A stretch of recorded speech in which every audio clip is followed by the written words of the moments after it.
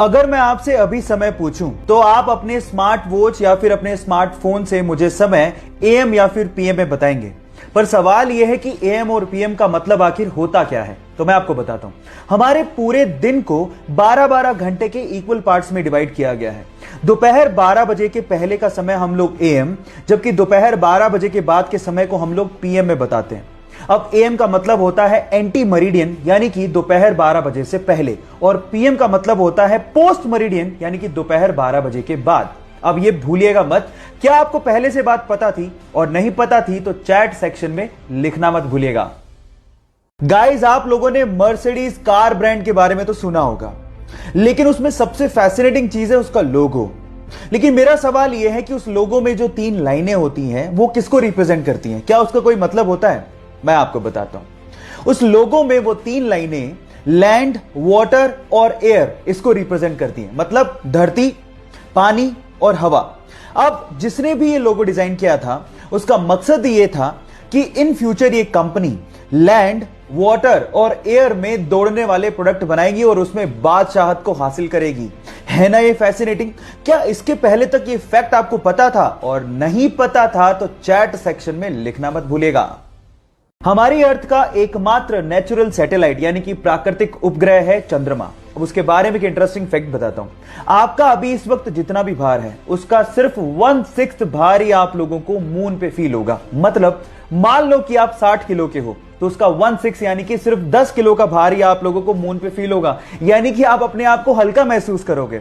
और यह होता है ग्रेविटेशन की कमी की वजह से। और अगर मान लो आपको अपना भार कम करना है तो जिम जाने की बजाय आप चंद्रमा पे चले जाओ, वो ज्यादा अच्छा है। Just kidding. ये आपको पता था या नहीं पता था? चैट सेक्शन में लिखना मत भूलिएगा।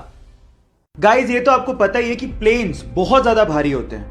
इनफैक्ट बोइंग 737 तो 80,000 केजी का होता है, और जब वो लैंड करते हैं तो उनकी स्पीड 250 से 300 किलोमीटर पर आवर होती है। पर आपने क्या कभी इमेजिन किया है कि इतनी स्पीड और इतने भार के साथ जब वो लैंड करते हैं तो उनके टायर्स कभी फटते क्यों नहीं है? मैं आपको बताता हूं।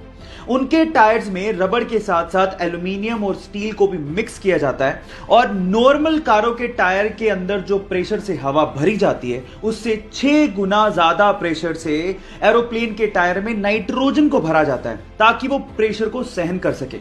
क्या आपको इससे पहले तक ये फैक्ट पता था? नहीं पता था तो चैट सेक्शन में लिखना मत भूलिएगा, और हमारे यूट्यूब चैनल को सब्सक्राइब करना मत भूलिएगा। लिंक बायो में गिवन है। गोल्ड यानी कि सोना रईसी की पहचान मानी जाती है, लेकिन सवाल यह है कि अर्थ की क्रस्ट में तो बहुत सारे मेटल मिलते हैं, फिर गोल्ड को ही इतनी तवज्जो क्यों दी जाती है? मैं आपको बताता हूं। गोल्ड एक ऐसा मेटल है जिसपे कभी जंग लगती ही नहीं है।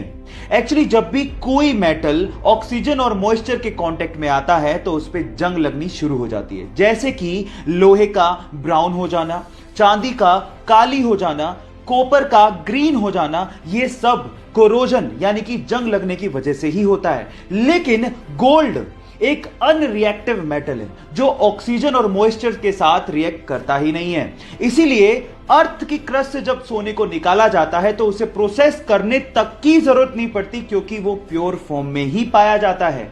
क्या इसके पहले तक गोल्ड की एक खासियत आप लोगों को पता थी? और अगर नहीं पता थी तो चैट सेक्शन में लिखना मत भूलिएगा।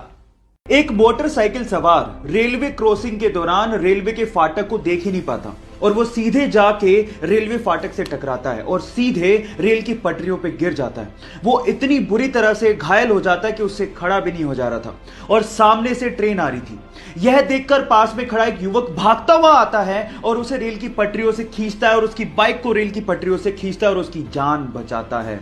अगर आखिरी समय पर वो बहादुर लड़का नहीं आता तो शायद आज वो बंदा जिंदा ही नहीं होता। सो गाइस, उस बहादुर लड़के की बहादुरी के लिए एक लाइक तो बनता है।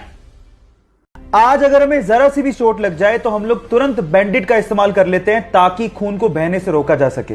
लेकिन क्या आपको पता है कि बैंडेड के इन्वेंशन से पहले यह काम कैसे होता था? मैं आपको बताता हूं। पुराने जमाने में खून के थक्के को जमाने के लिए या फिर खून के बहाव को रोकने के लिए मकड़ी के जाले का इस्तेमाल होता था। जी हां गाइस, क्योंकि मकड़ी के जाले में विटामिन के होता है तो वो खून के थक्के को जमाने में मदद करती है।